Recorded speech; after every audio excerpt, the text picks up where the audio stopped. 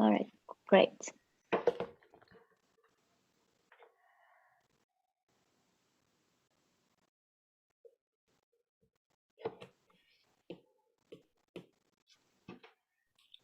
Okay, maybe we can start.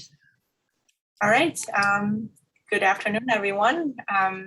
Welcome to our seminar series. This year, we're very, very happy to have Gerard to be the first speaker to kick off the year for us.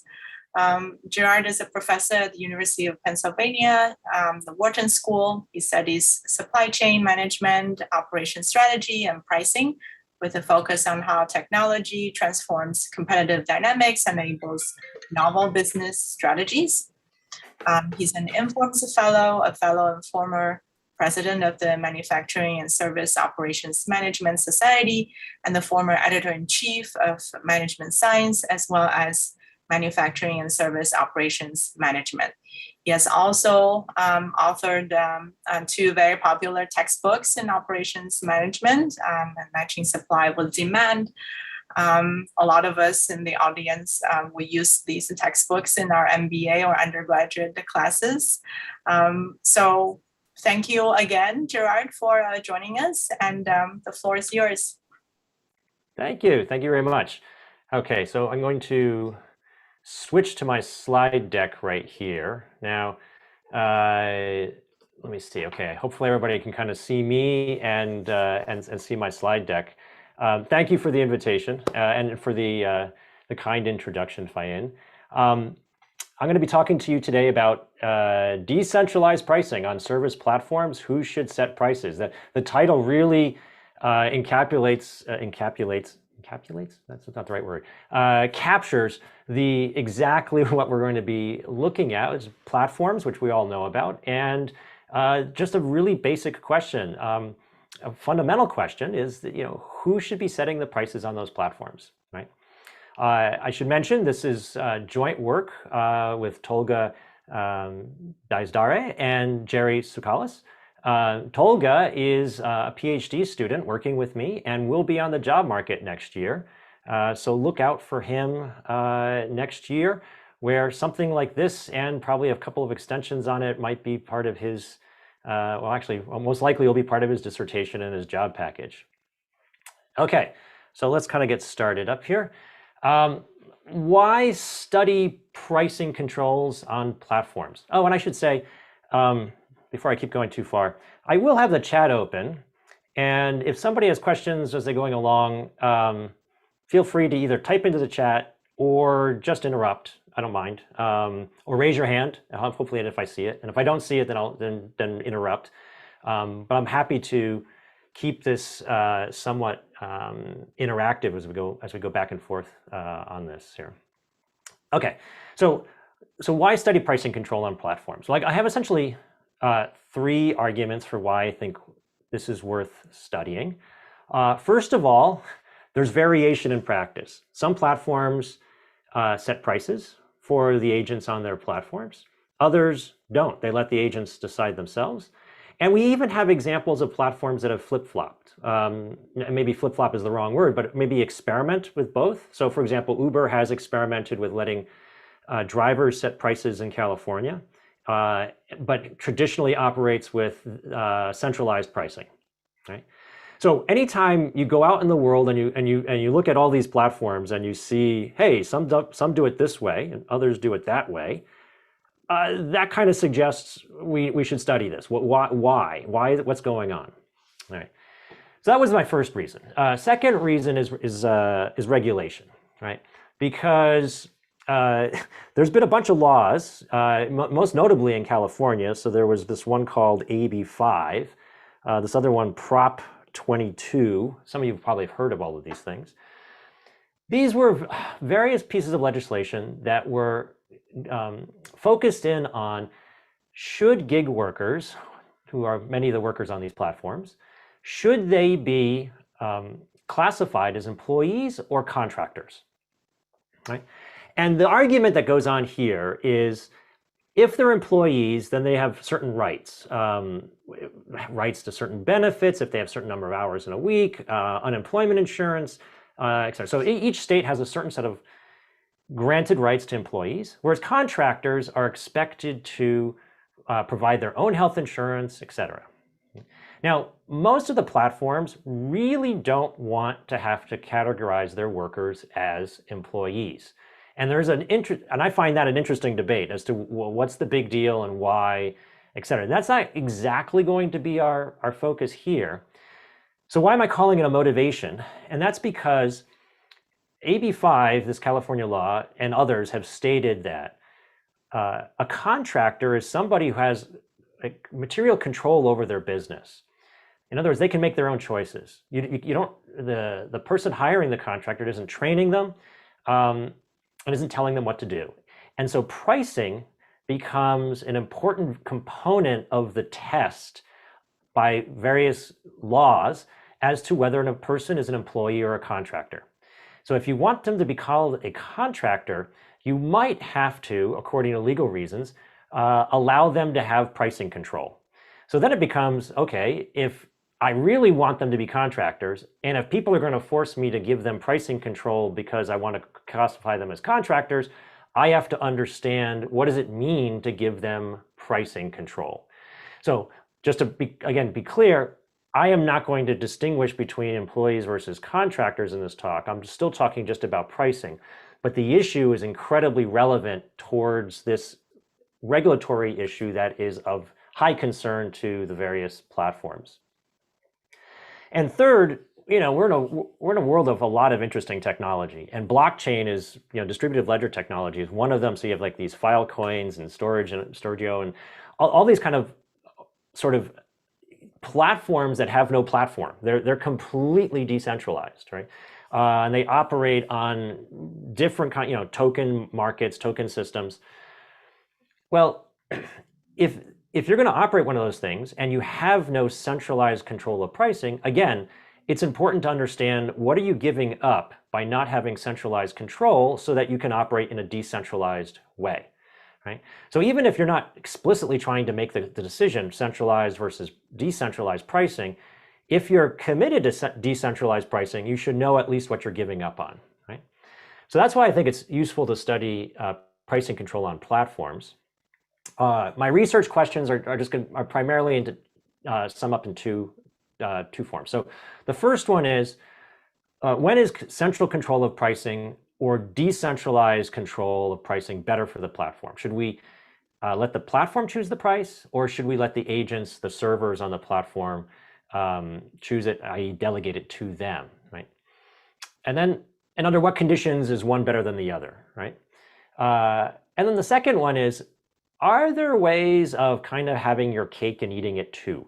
Are there ways in which you can set up the pricing mechanism so that you can delegate control of pricing to your agents on the platform, but at the same time get the benefits of centralized pricing control, right? Have your cake and eat it too. So those are our two main questions that we're going to be looking at today. Now, in architecture, they say form follows function, right? So the building's form follows the function that it should serve.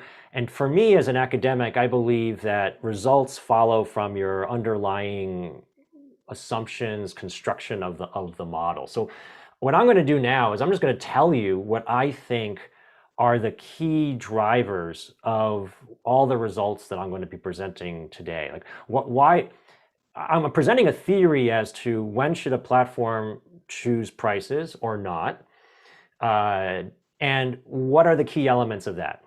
So the first up here that I have up here is that servers, I'll switch to my highlighters. Servers have private information about their cost, right? So I'm envisioning here platforms in which we have servers that each have a cost to participating on the platform, and that information is private, meaning that it's too hard to convey credibly to the platform, right? So if you think of like sort of a ride-sharing example, that could be your desire to work today. You might, if you have your kid's soccer game to go to, your opportunity cost is high. If you have nothing else to do, or if your bills are due soon and you're running out of money on your bank account, then you want to drive, right? So when I think of private costs, I'm thinking both of explicit costs. So if you drive a pickup truck and I drive an electric vehicle, our cost of operating them is different. But I'm also talking about heterogeneity in the willingness to drive or to serve at any given moment, right? So I think that's plausible and it's important. Second, servers are small, but can regulate the quantity they offer. So most of these platforms, are involved agents that are, if you took the one agent out at any one time, really wouldn't have much of an effect on the overall platform performance at that moment. They're small. And that's important for the theory, right? But it's also important that they can regulate their quantity. Like I'll keep using ride sharing because I think it's the easiest way to talk about these platforms, but I think it's more broadly than that. But with ride sharing, it would be, do I drive 5 hours a week or do I drive 20 or 40 hours a week? So you have some flexibility with respect to how much quantity you offer. And then I think in terms of demand, there's two key things that are influencing demand. The first we're going to call a server competition effect. The second we call a platform attractiveness effect. So what's server competition? That is this notion that a server's demand on a platform will depend on its price relative to the average price on the platform. If everybody's charging 15 and you charge 10, your demand is going to be a little bit better than what you would otherwise expect. If everybody starts to charge 8 and you're charging 10, then no, you're above the average and you're going to look a lot less attractive, right? So we have this notion in our mind that if you're going to have price heterogeneity in a platform, each server's share of that demand should be a function of their own price and some notion of the average price on the market out there, okay? But then I think the more interesting feature, now the first one, the competition effect, I think is intuitive. The more interesting feature for platform is this platform attractiveness effect, which is because agents are small, when people are deciding as a customer to go to a platform or not, there's a brand associated with the platform and there's an overall sense of the value of a platform. And so customers think, okay, if I'm going to go to a platform A, their prices tend to be kind of high. But if I go to platform B, their prices tend to be kind of low. So all else being equal, the average price on a platform is going to influence its attractiveness in the market. Platforms that have lower prices are more attractive, all else being equal, to consumers. And I really think this makes sense in the context of a platform with a brand identity and lots of small servers that don't have any sort of any kind of power within the platform. So these, I think, are the four key elements of our theory. This based on this foundation is what the rest of our results are going to be developed on, and I'll come back and refer to them. But I wanted to put them up front so that you have in your mind already kind of what's going on in this world that I'm talking about. Okay, so now what I'm going to do is I'm going to give you the details of the model. And then I'm going to talk about how the model fits with the literature. And I know most people do literature first and then model, but I always find it better to do, or at least, I mean, maybe it's a quirky thing about me.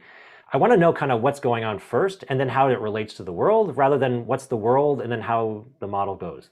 So I'm going to do model first, right? Maybe that's the cart before the horse, I don't know. So what do we have? We have a large number of servers. I've told you that already. They offer differentiated service with no server consistently better than another in terms of quality.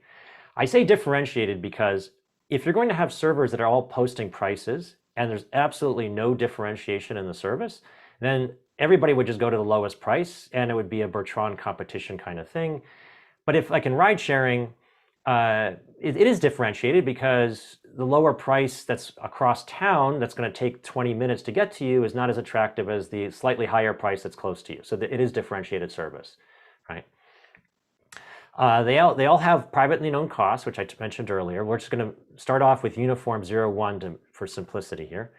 And they choose quantity, which may be 0. 0 meaning that they just choose not to participate in the market. And if allowed, they choose their price. The platform, we got one platform here that chooses their compensation structure. So how do the drivers, servers get compensated? And if they're choosing prices, they choose a single price for the platform. And if they allow a delegation of it, then the servers choose it. Right. So how do I'm actually going to model demand? And this is important, the details. I told you already that there are sort of two effects of demand. There's server competition, which means a server gets more demand if the server's price is attractive relative to the average price on the market, on the platform. And then the overall amount of demand on the platform depends on the average price on the platform. If a platform has lower prices, overall there'll just be more demand on the platform, okay? So the first equation here I have is driver with cost C has demand that is sort of a base intercept normalized to 1, minus, this is the beta term is the platform attractiveness, okay?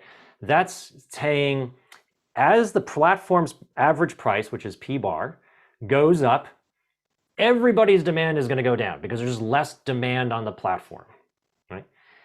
The second term is the server competition effect, which is my price as a server, P with cost C, relative to the average price, modulated by a parameter which we call gamma. That's going to be our parameter that's measuring the effect of server competition.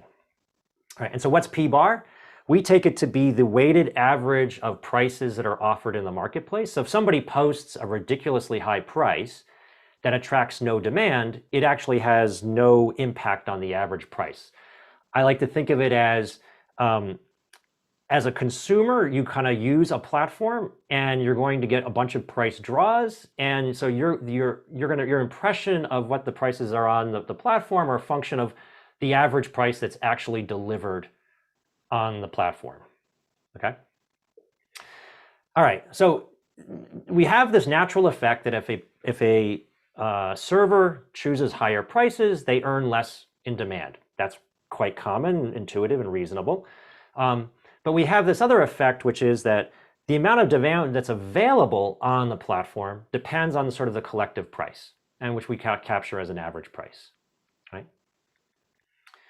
Okay, so essentially we have two regimes that are going on here, right? If this gamma term is greater than beta, then the server competition effect dominates the platform attractiveness effect. And this is what we would call more like traditional retailing, where as a server, I would really like my competitors to raise their prices, because if they raise their prices, the average price goes up, and then I look good, and therefore I'm able to steal more demand, right? And so that's what you normally would expect among retailing competitors. They want the other guy to charge higher prices to make themselves look good. What I think is interesting about platforms, when you consider the sort of platform attractiveness effect, is that if this gamma term is less than beta, then the attractiveness effect dominates. And what that really means is that each server wants the other servers to lower their price. Because if they lower their price, then the platform becomes more attractive and there's just more demand on the platform. So yeah, it's harder to steal share of the platform, but there's more on the platform to take, and so you're actually better off, right? And so how this plays out is going to depend on which regime we're in, right? Right. Okay.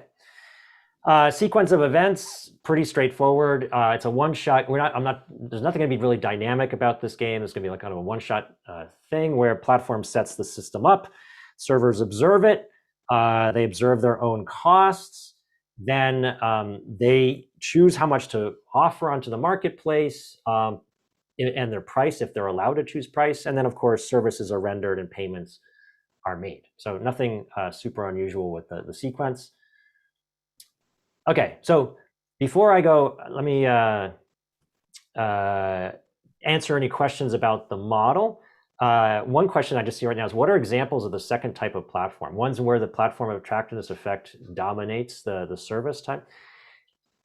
this one, that's a kind of an empirical question. I'm not quite sure I can say, oh, Uber is just like that, or TaskRabbit is just like that.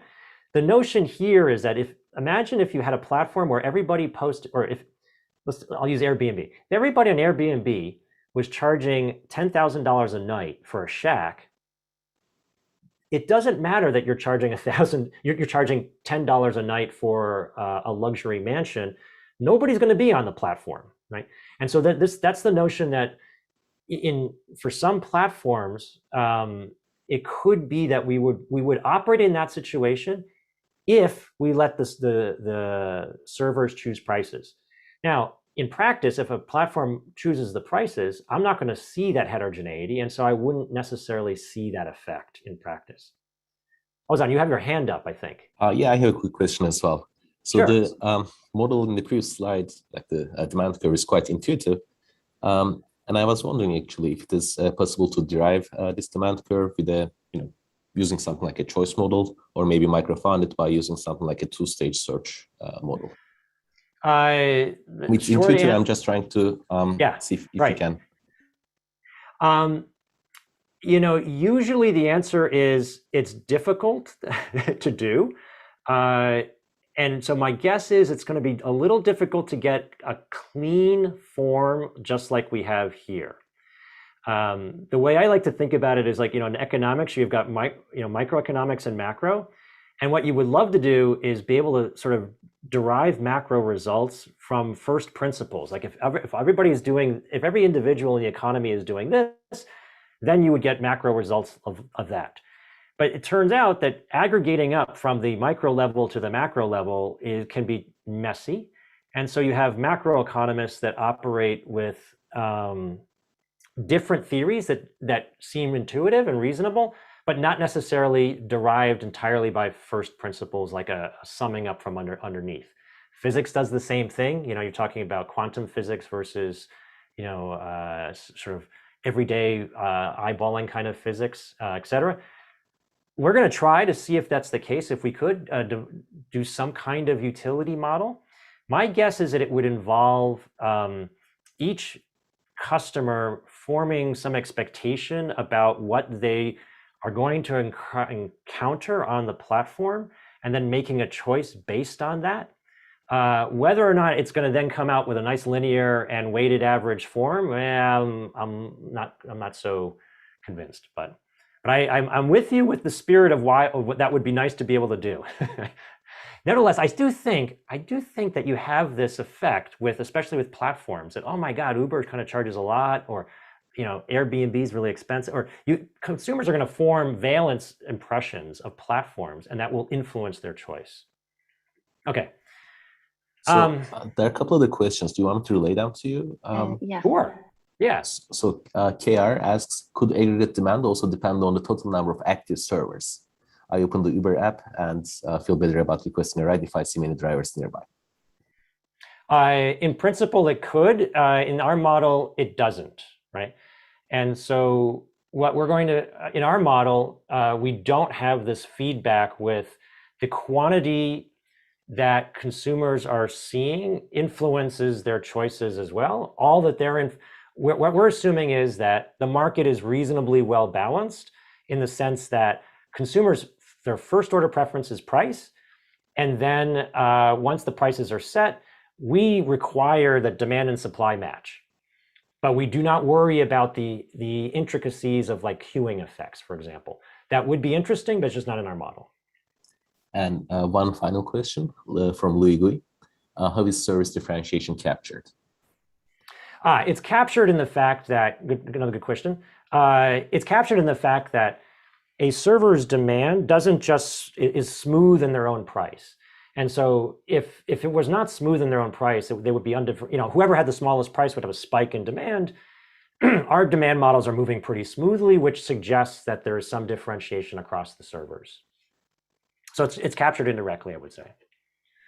Okay, literature. Can I ask one last question, clarifying question? Sure. So this P bar doesn't impact server's entry to the platform. So like maybe I want to. All right. No, it does. What happens is servers are going to, where do I want to say? Here. This C hat is the largest cost of a server that can actually profitably participate in the marketplace, and that's going to be endogenously determined. So some servers, if P bar is too high, will potentially, especially if that causes lots of demand to evaporate, have to leave the market because it just can't be profitable. So it will influence supply, definitely. Yeah. Got it. All right, thanks. No, thank you. Okay, so literature. I'll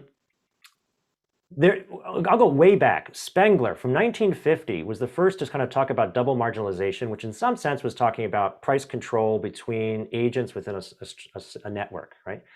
And the result was that if you don't have control, the downstream agent chooses prices that are too high.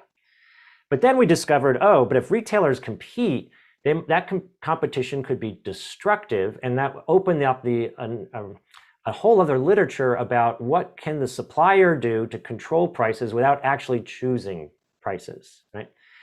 And the reason why you couldn't choose a price is because there are antitrust laws that do not allow suppliers to choose prices for retailers. But for some reason, those laws are ignored or do not apply in the context of platforms.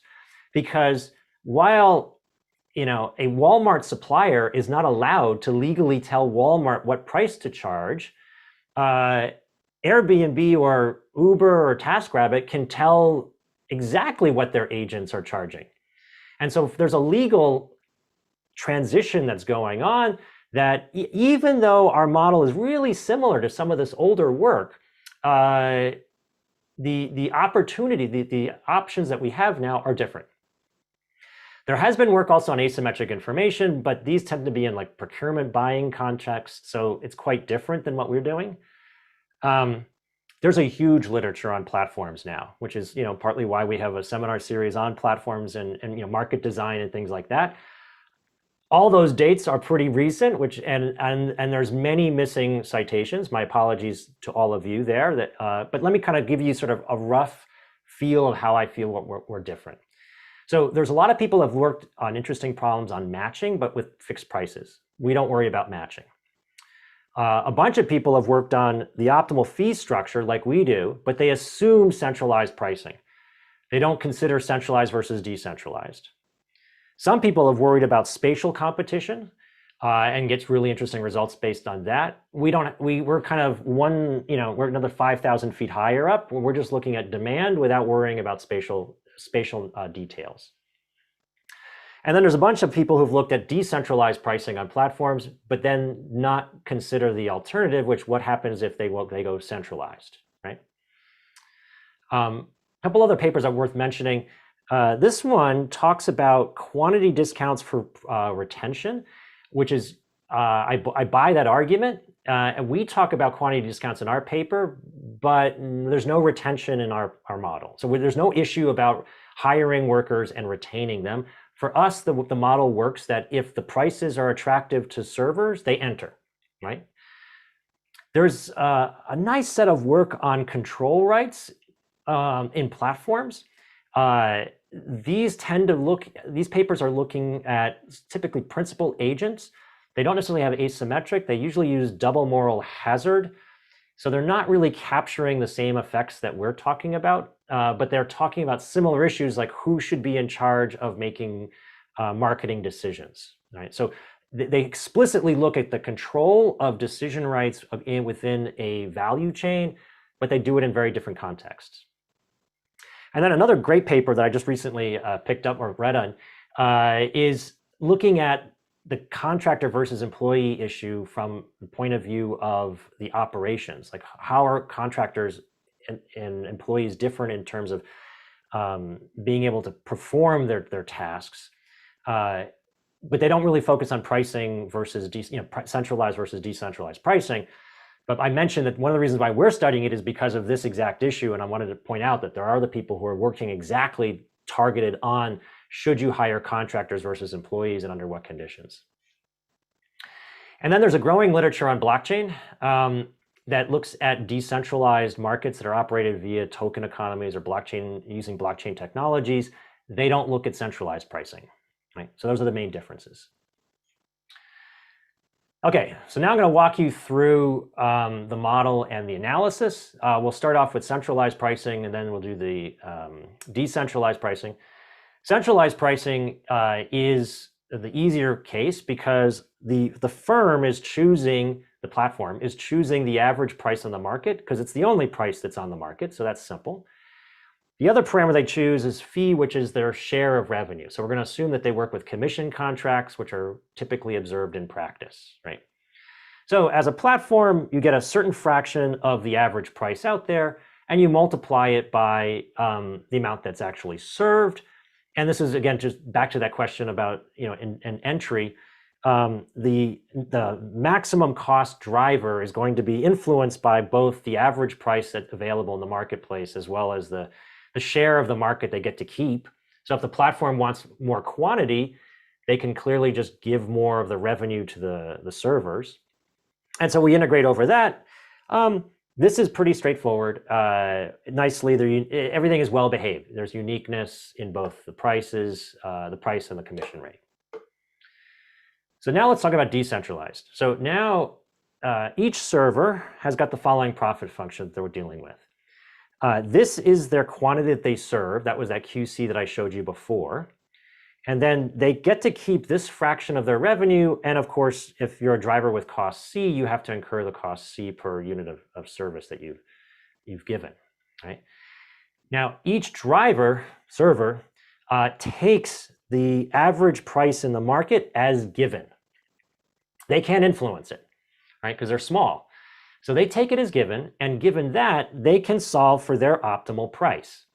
But what we want is we want a rational expectations equilibrium where if everybody's solving for their optimal price and posting that price, then that's going to determine an average price in the marketplace, which should be consistent with the prices that everybody expects is going to be in the marketplace, okay?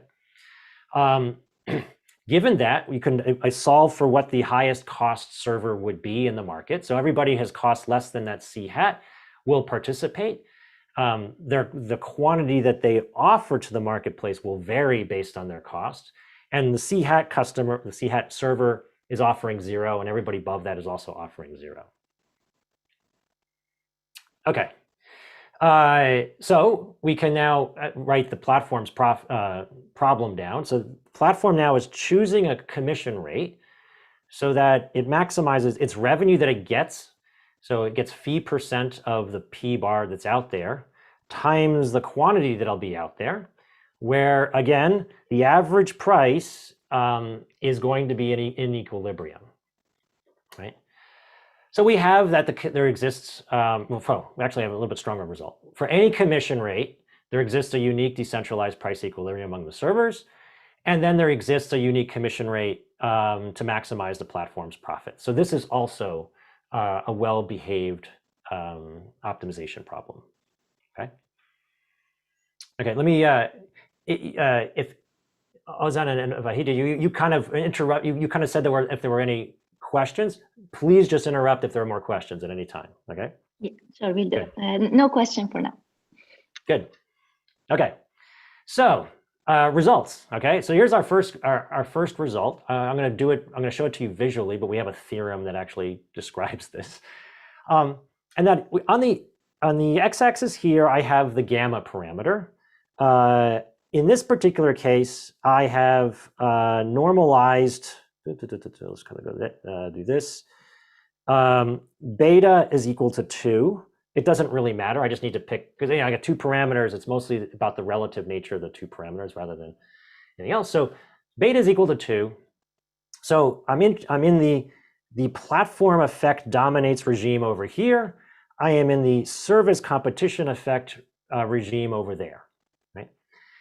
And what we get is, I should say, and the y-axis here is the ratios of profits normalized by the profit that you earn with platform pricing. Right? So I just centered around 1. Okay, so if the platform is choosing prices, They all have the same price, so they're not allowed to compete with each other. So the gamma parameter doesn't matter, right? Because there's just one price in the market, so no server is able to distinguish themselves or look bad if their price is high through their prices. The interesting case then is how much profit does the platform earn when the servers are choosing their prices, which is this blue curve. And what we get is that there's a region in the middle where server pricing is better, and in the extremes, platform pricing is better. So I'll just kind of walk you through what's going on here. Right?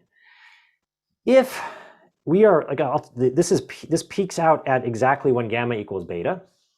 That's the case when there is no, even if the servers are choosing their own prices, there is no ability for them to distinguish themselves because the two effects cancel out perfectly. Right? It's a bit of a specialty case. But with platform pricing, the platform chooses a single price that will then either be too high or too low. With server pricing, if you're a high-cost server, you post a slightly higher price and you can participate in the market. And if you're a low-cost server, you choose a little bit lower price and you send a higher quantity. And so you're getting the benefit. The pricing is now going to be much more tailored to costs in this regime. So that's why it does better, right? However, if gamma is too high, then the servers compete way too much. They drive down prices way too low. Demand shoots up, but then the platform's like, people, we're not making any money here. You're giving our service away, right? So they say, we're going to step in and put some sanity to this, and we're going to control prices. Over here, because servers are not able to steal demand easily, they can take some, but they can't steal it so easily from other servers. They just raise their prices, but then they all collectively raise their prices up too high. The platform therefore becomes less attractive, and the platform says, guys, you're posting way too high prices. There's nobody coming to our platform. We're taking over and we're going to post a more reasonable price. So essentially what we're getting here is that the platform has to step in to control the ability of the market to set the prices, because agents have very little control over their ability to set prices because they're small. However, all else being equal, you would rather have prices that are catered to each server's cost. So as long as the competition effect doesn't go wild, you'll prefer to have them do their prices. Okay. So that brings me to the second question, which is there something better you can do? So we're going to use the revelation principle to say, okay, suppose each server announces their cost, then the platform says, okay, if this is your cost, this is the price you're going to pay your charge, and this is the fee that you will pay us, right? So you can then write this as an optimization problem where now each server is required to be incentivized to report their costs truthfully, and the platform is then still maximizing the total fees that they're collecting from all of the servers. Right? Not a trivial solution to this, but doable. All right. And what do we get? Well, now the optimal mechanism basically replicates the best of server pricing, and it does it independent of how bad the gamma is, because now this mechanism takes advantage of both effects. It allows each server's price to be reflective of their cost. So lower cost servers will charge less and earn a higher quantity. Higher cost servers can charge more to participate and therefore provide additional supply. Not a lot, but some. But now the contract, this fee, is now a quadratic in cost. So it can no longer be expressed as a simple commission contract. So that's the problem with the commission contract, is it's similar, it's linear in roughly the cost of price. Well, it's not quadratic. Right. But okay, how is this going to work? Every server every morning is going to announce what their costs are, and then the platform is going to say, okay, your price is going to be this, and your price is going to be that, and this is your fee, and that's your fee. I mean, that's not gonna fly. So we're gonna need a better mechanism. But why is this mechanism working in the first place? Well, I should say, I could call it centralized optimal pricing. It works because here prices are responsive to cost, all right?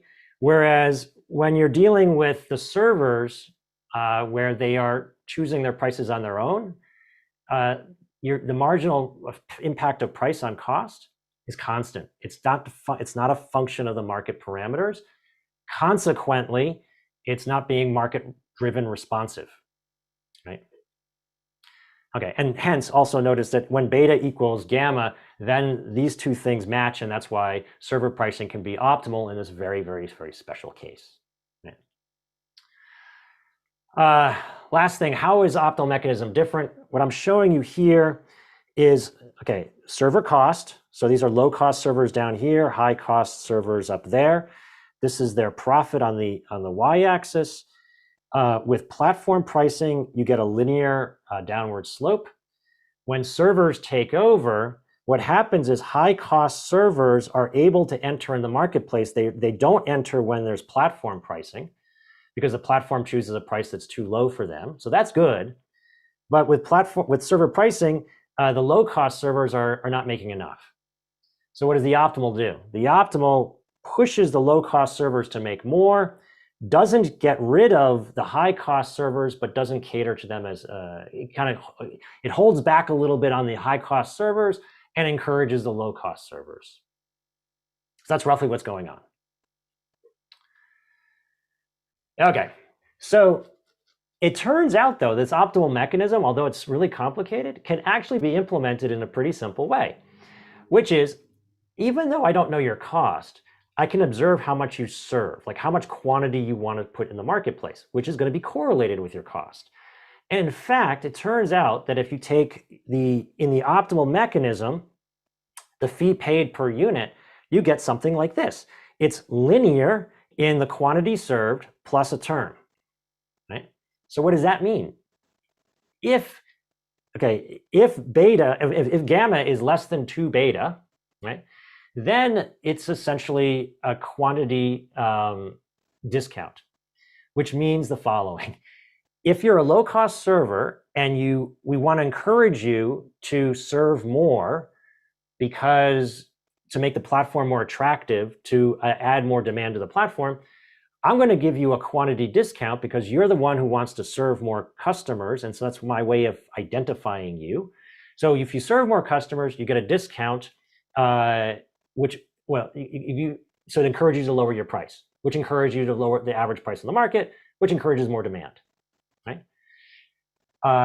In the other regime, you have a situation where it becomes a quantity surcharge, right? Because now the competition is so intense that all these servers are ruining the profits on this platform. So you want to basically say, if you want to serve more customers, I'm going to charge you more to dampen the actual incentive to serve more customers, right? But what's beautiful is that this is a linear quantity scheme, right? And this is easily implementable in practice because quantity is going to be observable. Right? Now, what's also cool about this, other stakeholders, total server profit is higher with quantity pricing, which is what we call, this is quantity pricing, than either with server or platform pricing. So the optimal mechanism for the platform is great for the servers because what it's essentially doing is it's generating more value in the system, so much so that the servers are even better off. The platform's better off and the servers are better off. In fact, this could be a triple win situation. Consumers are going to prefer quantity pricing over platform pricing because it turns out the prices will be similar, but quantity pricing generates more quantity, more supply in the marketplace. And so if consumers are paying the same price, but more consumers are being served, they're better off, right? Now, this is related to, I was on your question about, do we have an underlying utility model? If I had an underlying utility model, I could measure it precisely. Here, I can just give a directional statement. Same price, more quantity is always going to be better for consumers, right? Now, with quantity pricing is also better than server pricing in this special platform domination case. If it's other way around, well, then you end up with maybe the consumers might not be as well off. but the servers are. So you're at least going to have 2 out of the 3 stakeholders better off, if not 3 out of 3, which is pretty good. Okay, so let me just kind of talk about some extensions, and I'm going to and hopefully have a little bit extra time for it. Take any last minute comments. So uniform 0, 1, that seems limited. Okay, so what we did is we considered costs that are beta distributed. So with a beta distribution, you get something like that instead of uniform, which is just straight across. The optimal mechanism is no longer linear. But we can solve for the optimal nonlinear mechanism numerically. And then so through a large sample, what we did is tested how good does the best linear mechanism work, even though the optimal mechanism is nonlinear. And I think it was like the average loss of revenue was 0.1%, and there was no loss of revenue more than 1%. And I've seen this happen in other mechanism design situations where the optimal mechanism might be nonlinear, but even so, an optimal linear mechanism performs incredibly well. So I think it's robust to the distribution of the server costs. We did some work on fully disintermediated markets. So this was where we were interested in blockchains, and essentially you get the similar result as we had before, which remember we had you had this sort of range in which platform pricing is worse and server pricing is better. With full disintermediation, what you do is the curve just kind of spreads out, but qualitatively it's the same result, right? So the range of which server pricing is better expands, but there's still just a range. Some people pick up on throughput maximization for startups, platforms that are starting out. They might not care about profits. They just want to make sure that the throughput is maximized. But profit is throughput times margin. So it's not like the two are completely different objectives. Nevertheless, we did throughput maximization. Our results are qualitatively similar. And then the last one is server value correlated with server cost. So in our model, the base model I just described for you, a consumer doesn't care if they're being served by a high-cost server or a low-cost server. In ride sharing, I think that works. Pretty much the only thing you care about is getting from A to B. You don't care about whether or not the server is incurring a lot of cost in doing this or not, right? But let's take Airbnb. If somebody has a nice apartment, their costs are higher than if somebody has a shack. And now your preferences do correlate with cost. So we were interested in if we have a model in where quality is correlated with cost in a positive way. So higher cost servers generate more quality. Like a programmer who's better might charge more. Then you essentially get the same graph as I just showed you here. The range in which server pricing is better than platform pricing expands, but there's still a range. And this makes sense because in the middle is when you want to cater to the cost of the individual server by letting the individual server choose their prices.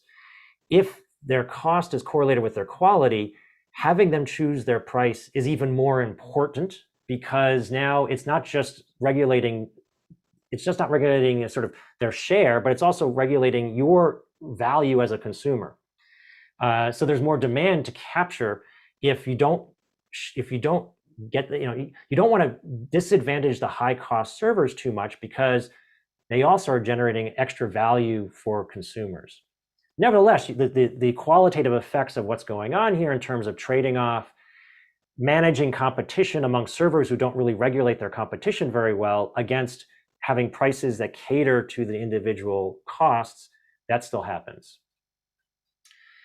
All right, so what do I want you to take away from today is the following. The advantage of decentralized pricing is that it can help a platform have prices that reflect the individual costs of the servers, which will mean that you avoid the mistake of having a price set by a platform which is too high for low-cost servers and too low for high-cost servers. And that'll give you the opportunity to draw in more servers into the marketplace and also to have those servers serve more. So overall quantity served can go up, which was a positive thing.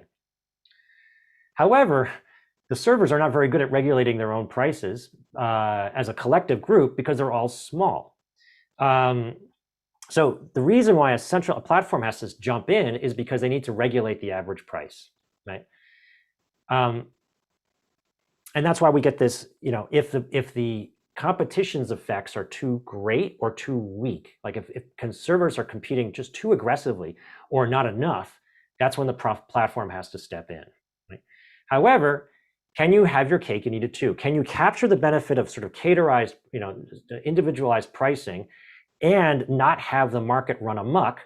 You can, and you can do it through some quantity schemes where the fee a server pays is a function of their quantity, because quantity is going to be correlated with costs. So we can take advantage of that correlation to regulate the market in a way that avoids excessive competition or insufficient competition, and also generates a lot of value in the marketplace. All right, good. I think I've left maybe a couple minutes for any final questions or comments. I wanted to make sure I did that. So hopefully there are some. If not, that's fine too. I don't mind just saying to everybody, okay, let's enjoy the rest of our Friday afternoon. I think we do have questions, Jared. Let me start by relaying one of the questions from the audience, actually, from Alejandro Robinson Cortez. The question is, what about total welfare? Can you tell if it is higher, lower with decentralized pricing? But I guess this would require thinking in terms of value functions, but I'll let you chime in. Well, in the case, if you're going to compare platform to optimal price to quantity pricing, total welfare is going to be higher, because we know that total surplus from servers and the platform are higher. And we know that consumer welfare is going to be higher because there's more quantity served at the same price. How much higher? I would need the model that you were talking about. So I can't really speak to the share of consumer welfare compared to everybody else, but I can speak to it directionally, right? So we have some results in that domain. Let me ask a question of my own as well. Okay. Like this, the results that you mentioned with the beta distribution sounded interesting, but more broadly, I think it could be interesting to have some comparative statistics with respect to the cost distribution. For instance, thinking in terms of the gap between the server versus platform pricing, or how those parameters gamma L and gamma H change, like the crossover points between the two revenue curves, is a function of the underlying distribution, cost distribution. Do you have any thoughts on I agree with you that that's a good question, and I don't know the answer to it yet. I mean, I would have to. The problem that we would have is that we completely lose closed form solutions once you go away from the uniform distribution. So you have to solve for everything numerically. Now, that doesn't necessarily mean you can't do comparative statics. You can still do comparative statics if you've got implicit functions, potentially, but it does. It becomes a little harder, and the cleanness of those results might not be quite there. They certainly could be done numerically, but that's not quite as nice. But I don't know the answer quite yet. Here's my intuition though. If your cost distribution becomes narrower, where you have more and more drive servers that have similar costs, then that will reduce the advantage of server pricing compared to centralized pricing, because there's just less of a need to have prices cater to individual costs when there's no heterogeneity in those costs. So by studying uniform, we're maximizing over a finite range the variance of the cost distribution. So that's probably the best case scenario for server pricing. If I did beta where it starts to go like, you have extremes, then maybe that would be like a 2-point extreme. I have to think about that one. But roughly speaking, I would say that the heterogeneity in cost is going to influence the need to have prices that cater to cost. And service pricing is why when you want prices to cater to reflect costs, that's why you do server pricing, decentralized. So let me relay a question from the audience.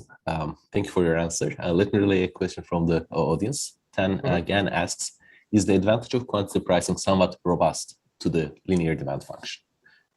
And then there's a second question from KR. Can the platform influence gamma, i.e. by making it more or less easy to price shop? What would the platform want? Yeah, the answer, well, the gamma one is probably true. Like I think, in all models that we assume a parameter is exogenous, sometimes it's not entirely exogenous. Like, if the price comparison thing is plausibly something that the platform can have influence on, and therefore could control the gamma. So if it's the case that without any controls, gamma is too extreme, but with controls, gamma can become more moderated, then the answer might be, yeah, moderate the gamma. That's the solution rather than going to platform pricing. Good point, fair point. If you have the ability to do that. Now wait, I got so focused on that second part. What was the first part? Oh, is it robust to the linear? Is quantity pricing robust to linear demand? I don't know. We haven't done it yet, so I can't speculate. There are a lot of models out there that use linear demand, and there is some work out there that shows that even if you assume linear demand, but the model isn't linear, the model still does pretty well. In fact, there are bounds on how well you can do if you assume linear demand, but demand isn't actually linear. It would be interesting to do that. We haven't done it, and I'm hesitant to speculate too much on it. Other than my intuition is that linear approximations are pretty good, especially locally, because every function is going to be linear a little bit locally, right? That's why I think linear tends to work okay. Right. Let me ask one other question. It's kind of a high-level question, certainly outside the model that we focused on today. So the demand-side preferences can be relevant as well. They're not explicitly modeled here. And I would expect intuitively whether the offering is a commodity versus something that is different for is highly differentiated for the customers to make an impact on whether centralized versus on the value of decentralized pricing. You're referring to this notion that if there's more supply, that inherently generates more demand? No. I was really thinking about the following. We have the demand side. We have customers. Customers may have preferences over different suppliers. If we had that, then I would intuitively expect that the value of decentralized pricing would be higher. If there's if there's differentiation among the suppliers, if the customers have different preferences over suppliers. Okay, I'm thinking off the top of my head here. If you've got more differentiated suppliers, more servers in the marketplace, then it's probably the case that each server is having a harder time to steal demand. Like in the extreme, there would be all local monopolists, right? So if there was such strong differentiation, each customer would basically only want to use one server, right? We could study that model, right? We could study the case, and that would be an example where gamma would be quite small, and yes, platform pricing is better then, because then you're avoiding sort of double marginalization issues. I don't know. Fair point. What you're doing is, and I like to do this, is take a model and like push it in one extreme or the other, and see where it goes. And that one I haven't really thought through fully. It sounds like our intuition's slightly different. Probably both of us are right in different conditions. I don't know. Maybe you're just the one that's completely right. I'd have to think about it a little bit. So, Sasha, I think you have a hand up over there. Yeah. Yeah, I do. Thank you. Thank you for the inspiring talk. I had a question just coming back to the original motivation of employees versus contractors. Yeah. So in this model, for example, one can think of collusive behavior on the side of contractors, which might actually, with this kind of a optimal pricing mechanism, impact gamma. Because like if there is going to be like a group of independent contractors, suppliers who are going to offer particular signals in the model and then basically handle the demand on their own. Being an intermediary, that might actually mess up the optimality of this, right? So like if you've got like allowed for this decentralized thing, it's just like it's unclear to me that you can actually stop that behavior, right? So I mean, just like from a practical point of view, I mean, I understand what you're doing, and I mean the result is nice. And like in this model, you show that there is a range where like with some level of competition, actually decentralized pricing is better, and then you build up using the quantities, the optimal mechanism. But like from the practical point of view, that might be an issue, I'm thinking, and I don't quite see where this can be handled. Let me see if I understand where the optimal function is robust. Yeah, no, let me see if I understand where you're going with this. One thing we're assuming is that each agent is small and can't become big by forming coalitions. I think what I heard from you was that you might have a bunch of agents get together and form sub-platforms within a platform. And they say, okay, as a sub-platform, we're now going to post, we're going to coordinate and have a price. And so all of a sudden now you have, instead of tens of thousands of agents, you now have only 6 agents because each agent is now a co-op of a lot of smaller agents. There may be legal ramifications for that. I don't know if a company, if these platforms can prevent such coordination. They might have stipulations in the contract. I don't know. But it's an interesting point. I mean, yeah, it's starting to look now very much like a supplier retailer kind of situation where retailers have individual market power. And now we have results for that. They're just older results, right? Because what happens when you have one supplier, Corning is selling to a bunch of different retailers and they each have some local market power. I've intentionally got rid of that here because I thought that was what's interesting about current platforms. But what if you did these quantity discounts and now that encouraged a bunch of retailers to be, a bunch of servers to be smart and says, hey, if we group up together, we can bust this scheme. Yeah, it's worth looking into. It's a clever thought. Thank you.